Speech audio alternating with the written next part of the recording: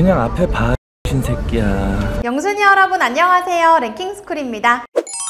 최근 유네스코에서 선정한 7대 자연경관에 제주도가 들어갔다는 사실 알고 계셨나요? 여기에 등재되기 위해 제주도 지자체가 기울인 노력은 보통이 아니었다고 하는데요. 전화투표를 하느라 200억 원이 핸드폰 요금이 미납되기도 하고 다수의 공무원들이 전화투표를 하는데 동원되어 행정처리가 마비되는 등 그야말로 필사의 노력이었다고 하죠. 여러 기업들과 도민들의 도움까지 어우러져 간신히 이뤄낸 결과인데 사실 이 모든 것이 한 민간단체에게 노란한 것이었다는 충격적인 사실이 밝혀졌습니다. 해당 투표를 진행한 단체가 유네스코 산하기관도 아닌 일개 민간단체였던 것인데요. 그래도 어디서 진행했든 7대 경관이 되긴 했으니 관광객은 늘지 않았을까 싶지만 관광객 증가 효과조차 없다는 것이 알려지며 제주도를 절망에 빠뜨렸죠. 그런데 제주도에서 그치지 않고 우리나라 전 국민을 왈칵 뒤집어 놓아버린 사기극들이 더 있다고 합니다. 오늘은 전 국민이 속아버린 대국민 사기극 탑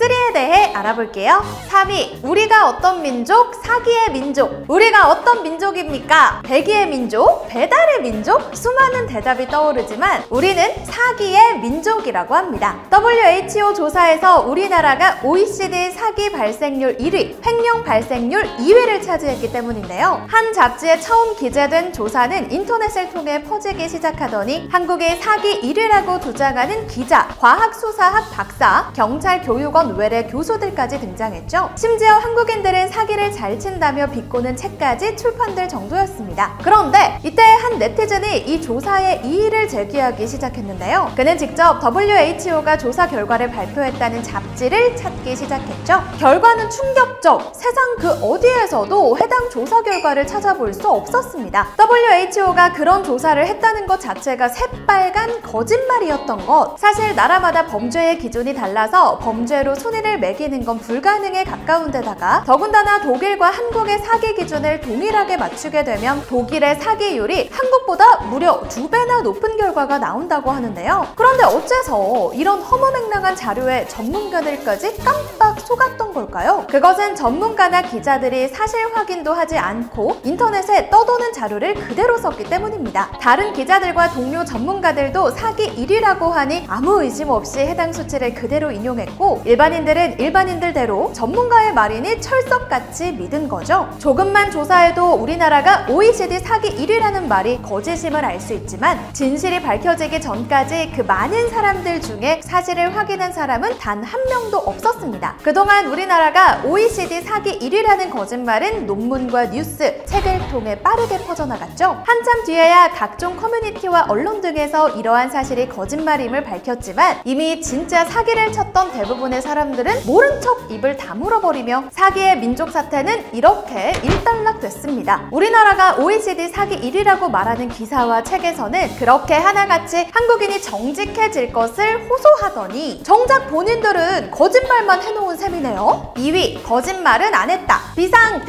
올여름 오게 될 최악의 폭염 때 에어컨을 틀 수 없을지도 모른다고 합니다. 전 세계적으로 전기 공급량이 부족해 대규모 정전이 올 수도 있거든요. 이 무더위를 깜깜한 어둠과 함께 보낸다니 생각만 해도 끔찍하죠. 전기 공급량이 부족하다고 하면 늘 나오는 소리가 있습니다. 바로 한국인들이 너무 전기를 펑펑 쓴다는 것. 과연 얼마나 전기를 쓰길래 그러는 걸까요? 이미 알고 있는 영순이 분들도 많으시겠지만 한국인의 1인당 전력 소비량은 전 세계 3위. 아니 무슨 전기를 이렇게 막 쓰는지 한국인의 집에 피카츄라도 한 마리 놔드려야 하는 걸까요? 그런데 이 전력 사용량에는 치명적인 함정이 숨어 있다고 합니다. 바로 가정용 전기와 상업 및 산업용 전기를 구분하지 않았다는 점이죠. 국제에너지기구에 따르면 2019년 기준 한국의 1인당 가정용 전력 소비량은 OECD 38개국 중 26위로 굉장히 적게 쓰는 편인데요. 그런데 여기 산업용 전기 사용을 포함하는 순간 갑자기 1인당 전력 사용량이 전 세계 3위로 급등한다고 합니다. 이런 기형적인 일이 발생 발생하는 이유는 한국은 다른 나라들과는 다른 전기 판매량 구조를 가지고 있기 때문이라고 하죠. 미국은 가정용 전기가 전체 소비량의 37.8%, 캐나다는 34.9%를 차지하고 있는 반면 한국의 전기 판매량 중 가정용 소비가 차지하는 비율은 고작 10% 남짓. 그렇기 때문에 집에서 아무리 전기를 펑펑 쓰거나 절약한다고 해도 국내 전체의 전기 소비량에는 별다른 차이가 없는 셈입니다. 한국의 전력난이 예상된다면 그 책임은 가정이 아닌 다른 곳에서 찾아야 할 테지만 여전히 몇몇 언론과 기관에서는 가정에서 쓰는 전기 탓을 하고 있는데요. 애꿎은 국민들에게 책임을 전가하지 말고 전력난이 예상된다면 진짜 전기를 펑펑 쓰는 범인을 찾아서 줄이게 해야 할 것 같습니다. 1위, 90년대생들도 속고 싸이도 속았다. 2011년에 첫 등장해 10년 넘게 사랑받아온 싸이의 콘서트. 흠뻑쇼는 무더운 여름 다 같이 물을 뒤집어 쓰면서 노는 행사인데요. 최근 가뭄이 심해지면서 흠뻑쇼가 논란에 휩싸였습니다. 가뭄으로 농민들이 고통받는 이 시국에 물 낭비를 하냐는 비판이 제기된 것. 이 논란을 접한 커뮤니티 사이트와 언론이 실제로 싸이의 흠뻑쇼에 들어가는 물의 양은 그렇게 많지 않다는 것을 밝혀내기도 하고 농민들까지도 나서서 싸이의 흠뻑쇼에 들어가는 물 정도가 아깝지는 않다라고 말하며 사태는 일단락되는 듯 했는데요. 이 흠뻑쇼 논란으로 인해 다시 한번 재조명된 말이 있죠. 바로 우리나라는 유엔이 선정한 물 부족 국가라는 것. 아직도 많은 사람들이 믿고 있는 이 말에는 사실 두 가지 거짓이 숨겨져 있습니다. 첫째, 유엔은 우리나라를 물 부족 국가로 지정한 적이 없다는 것인데요. 우리나라를 물 부족 국가로 분류한 건 인구행동연구소라는 정책연구소이죠. 이곳은 유엔 산하기관도 아닌 그저 민간 사설단체에 불과하다고 합니다. 두 번째 거짓말은 우리나라는 물이 부족하다는 것. 이 사설단체는 총 수자원량을 인구수로 나눠서 물 부족 국가인지 판단했다고 하는데요. 우리나라의 연간 이용 가능한 수자원량은 1인당 1,500세제곱미터로 이 수치에 따르면 한국은 물 스트레스 국가, 즉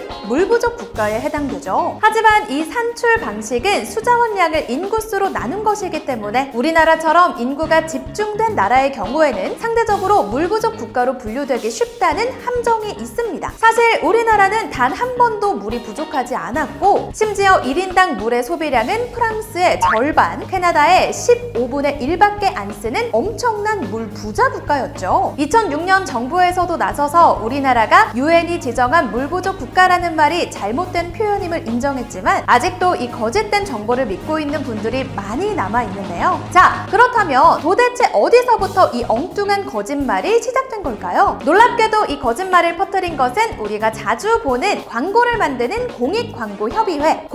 공익광고협의회에서는 API가 내놓은 연구 결과를 보고 팩트체크를 하지도 않고 그대로 공익광고로 내놓은 것입니다. 당시에는 볼만한 매체가 TV나 신문밖에 없었으니 이들이 내놓은 광고가 전 국민에게 손쉽게 퍼져나갔고 전 국민이 믿어버리게 된 것이죠. 이후 유엔과 식량농업기구에서 내놓은 연구 결과에 따르면 우리나라는 물 부족 국가에 미음자도 될 여지가 없다고 하니 안심하셔도 좋을 것 같죠? 물론 그렇다고 물을 펑펑 쓰지는 말고 적당히 쓰자고요. 적당히.